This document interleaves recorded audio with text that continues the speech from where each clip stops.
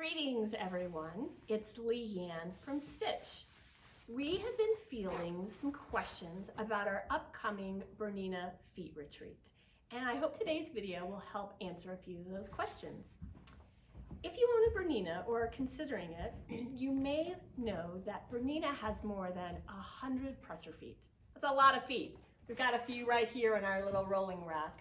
There's a lot of feet, and the reason they have so many feet are that Bernina is all about precision and quality. They want that end result to be perfect. And therefore, the right tool creates the right results. So the foot that you would use to hem or top stitch something is going to be a different foot than you would use to piece or quilt with.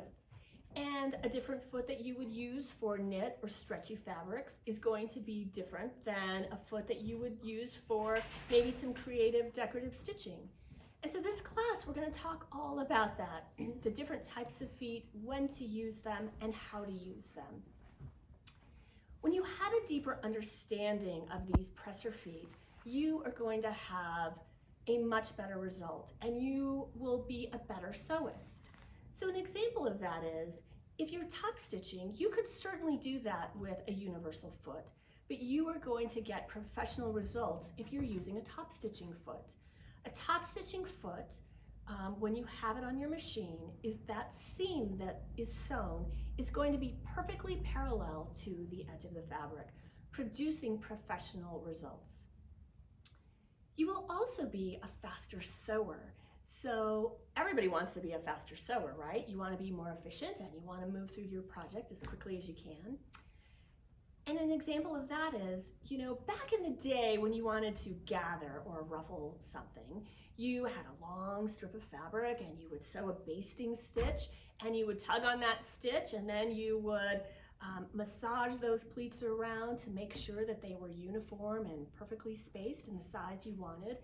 Well, Bernina has feet for that now, and there's no longer the need for that. You can gather with a gathering foot, you can set the stitch, the width of your ruffle or your gather, and it creates the perfect gather or pleat. So, in a nutshell, what we're really going to do is we're going to show you about all of this. We're going to explain this in detail. We are going to cover 12 different feet. We're going to demonstrate them, and then you're going to create a sample with them. You're going to use these feet.